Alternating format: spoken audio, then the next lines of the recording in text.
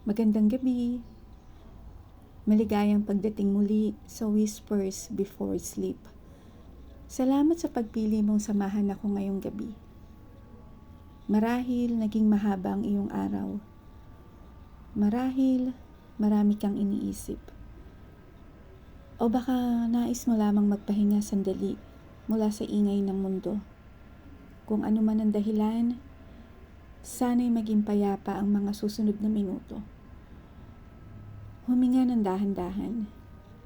Ipikit ang iyong mga mata. At hayaang ihatid ka ng kwentong ito sa isang maliit na bayan.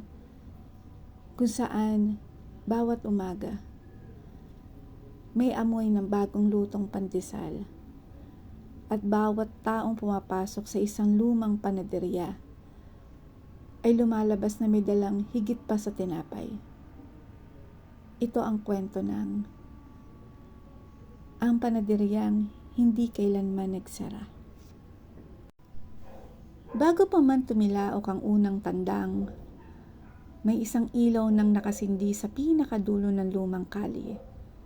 Ito ang panaderya ni Mang Isko. Halos 40 taon na itong nakatayo. Marami nang nagbago sa bayan. Nagkaroon ng bagong palengke, nagbukas ang malalaking tindahan, may mga convenience store na rin sa bawat kanto. Ngunit nananatiling pareho ang isang bagay. Tuwing 3:00 ng madaling araw, bukas na ang panaderya. Tahimik na binubuksan ni Mang Isko ang lumang kahoy na pinto. Humihinga siya ng malalim. At tulad ng ginagawa niya sa loob ng maraming taon, marahan niyang sinasabi, "Magandang umaga," hindi sa mga tao, kundi sa lumang pugon, sa mga lamesang kahoy, sa mga lumang sandok, sa mga kawaling matagal nang kasama sa kanyang buhay. Para sa iba, mga gamit lamang ang mga iyon. Ngunit para kay Mang Isko, kasama silang bumuo ng libo-libong umaga habang minamasa niya ang harina. Unti-unting kumakalat ang amoy ng bagong lutong pandesal. Parang may humahiwagang kapangyarihan ang amoy nito. Unti-unti, nagigising ang buong barangay. May batang nagmamadaling pumasok sa paaralan, may tricycle driver na bibili ng almusal, may gurong daraan bago magturo, may lolang bibili ng 3 pandesal at kesong puti. Lahat sila. May ngiti kapag binabati ni Mang Isko. Magandang umaga. Hindi niya kilala ang lahat, ngunit kilala niya ang mga ngiti nila. Isang umaga, habang inilalagay niya ang bagong lutong pandesal sa basket, napansin niya isang batang babae sa labas ng bintana. Tahimik lamang itong nakatingin. Hindi pumapasok. Hindi nagsasalita. Tinitingnan lamang ang umuusok na tinapay. Lumabas si Mang Isko. Magandang umaga. Nagulat ang bata. Magandang umaga po. Anong pangalan mo? Maya po. Bibili ka ba? Napayuko ang bata. Wala po akong pera. Hindi na nagtanong si Mang Isko. Pumasok siya muli sa panaderya. Kumuha ng maliit na paper bag. Nilagyan ito ng 6 na bagong lutong pandesal. Pagbalik niya, iniabot niya ito sa bata. Sa tingin ko, ikaw ang hinahanap ng mga pandesal na ito. Napangiti si Maya. Pero wala po akong pambayad. Umiling si Mang Isko. May bayad na, nakangiti ka na. Unti-unting natawa ang bata. At sa simpleng pagtawang iyon, parang mas lalong bumango ang buong panaderya. Minsan pala, hindi harina ang nagpapasarap sa tinapay, kundi ang pusong nagluluto nito. Kinabukasan, maagang bumalik si Maya. May dala siyang 5 pisong barya. Maingat niya itong inilagay sa lumang garapon sa may counter. Lumapit si Mang Isko. Ano yan? Bayad ko po, ngumiti siya. Pero libre iyon, umiling si Maya. Hindi po, sabi ni Lola, kapag may tumulong sa'yo, kapag kaya mo na, tumulong ka rin. Tahimik na tumango si Mang Isko. Hindi niya ibinalik ang 5 piso. Sa halip, isinulat niya sa maliit na papel para sa susunod na batang magugutom. At iniligay niya iyon sa loob ng garapon. Lumipas ang ilang araw, may batang bumili gamit ang bariyang iyon. Pagkaraan ng 1 linggo, may isa pang taong naghulog ng 10 piso. Pagkaraan ng 1 buwan, halos mapuno na ang garapon. Walang nakakaalam kung sino ang unang nagsimula. Ngunit unti-unting naging tradisyon sa bayan. Tinawag nila itong garapon ng kabutihan. Hindi ito malaking proyekto. Walang kamera, walang balita, walang social media, mga tao lamang. Natahimik na nagtutulungan.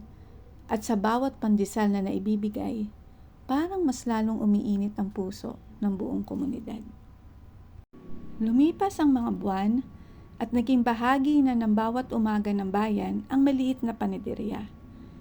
Hindi lamang dahil sa pandesal, kundi dahil sa pakiramdam na kapag dumaan ka ron, may taong tunay na matutuwa na makita ka. Isang Sabado ng umaga, may dumating na binatang nakaputing uniforme. May dala siyang maliit na kwaderno. Lumapit siya kay Mang Isko. Magandang umaga po. Magandang umaga rin. Chef po ako. O nag-aaral pa lang? Ngumiti si Mang Isko. Mas maganda yan. Marami ka pang matututunan. Napatingin ang binata sa mga bagong lutong pandesal. Mang Isko, pwede ko po bang malaman ang sikreto ninyo? Napakamot sa ulo ang matanda. Anong sikreto? Bakit po ang daming bumabalik dito? Pareho lang naman ang harina. Pareho lang ang oven. Pareho lang halos ang presyo. Tikman mo. Iniabot niya ang isang bagong lutong pandesal. Mainit-init pa. Malutong ang labas. Malambot ang loob. Napangiti ang binata. Masarap nga po. Pero hindi lang po iyon. Ngumiti si Mang Isko. Alam mo, maraming taong ko ring hinahanap ang sagot. Tumingin siya sa lumang pugon. Hanggang sa isang araw, naisip ko, hindi pala sapat na busugin mo ang tiyan ng tao. Kailangan, busugin mo rin ang puso. Tahimik na nakinig ang binata. Kapag may pumasok dito, hindi ko agad tinatanong kung ano ang bibilhin. Binabati ko muna. Magandang umaga. Kamusta ang pamilya? Kamusta ang trabaho? Kamusta ang kalusugan? Dahan-dahang tumango ang binata. Kaya pala, hindi lang po pandesal ang inuuwi nila. Napangiti si Mang Isko. Hindi.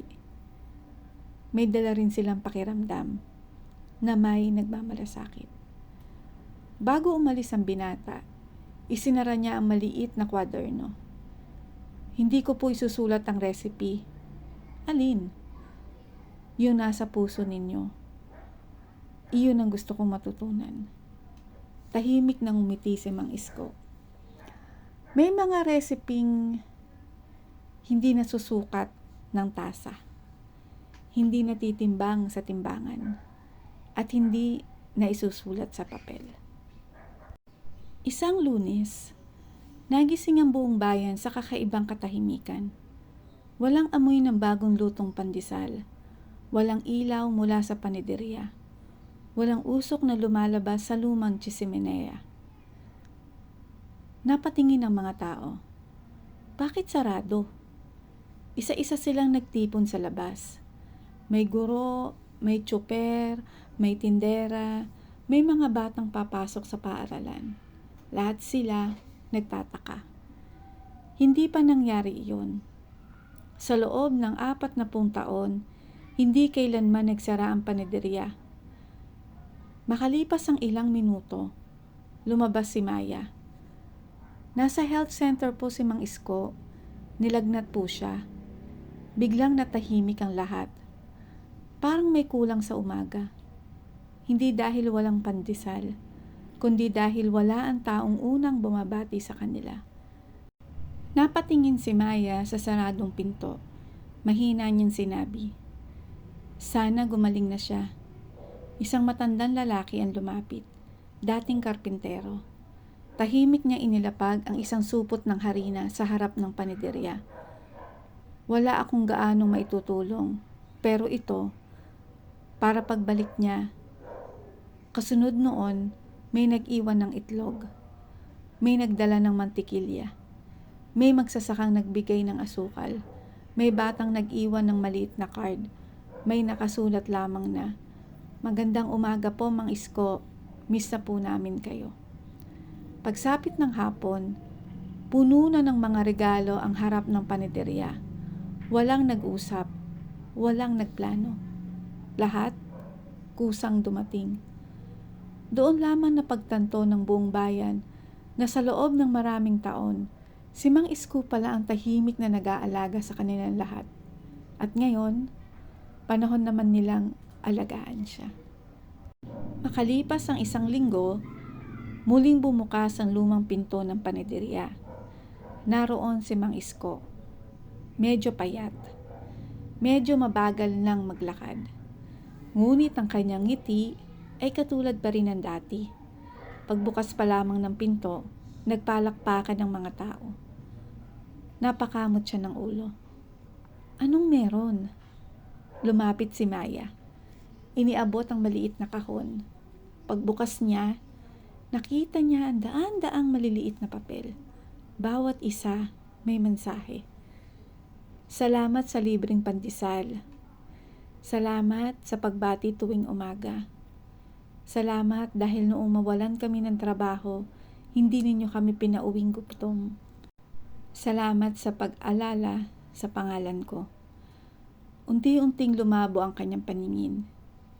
Hindi dahil sa edad, kundi dahil sa luhang pilit niya pinipigilan. Tahimik siyang tumingin sa lahat. "Ako ang dapat magpasalamat. Sapagkat hindi ko akalaing ang simpleng panaderya ay naging tahanan pala ninyo." Lumapit si Maya. "Hindi lang po panaderya, tahanan po." Tahimik na natawa ang lahat. Muling umalingasaw ang amoy ng bagong lutong pandesal. Ngunit sa pagkakataong iyon, parang mas mabango ito kaysa dati. Dahil alam na ng lahat na ang tunay na bumubuhay sa panaderya ay hindi lamang ang pugon, hindi lamang ang harina, hindi lamang ang pandesal, kundi ang pusong hindi kailanman nagsawang magmahal. At marahil, iyon ang dahilan kung bakit kahit dumaan ang maraming taon, may mga lugar na hindi kailanman nagsasara, sapagkat nananatiling bukas ang kabutihan ng mga taong naroroon. Bago ka matulog ngayong gabi, isipin mo ang isang taong nagpapasaya sa iyong ordinaryong araw. Maaaring isa siyang gwardiya na laging bumabati, isang tindera na laging nakangiti, isang kapitbahay na handang tumulong, o isang taong tulad ni Mang Isko, hindi naghihintay ng kapalit bago gumawa ng mabuti. Kung may pagkakataon, pasalamatan mo sila. Minsan, isang simpleng salamat ay sapat ng maging dahilan upang ipagpatuloy ng isang tao ang kanyang kabutihan. Maraming salamat sa pagsama sa akin ngayong gabi. Sana ang kwentong ito ay nagdala ng kaunting init sa iyong puso at kapayapaan sa iyong isip. Hanggang sa muli nating pagkikita. Naway maging magaan ang iyong pahinga, matiwasay ang iyong gabi, at puno ng pag-asa ang iyong mga panaginip. Magandang gabi, matulog ng mahimbing, at tandaan, ang kabutihan tulad ng bagong lutong tinapay ay pinakamainam kapag ibinabahagi.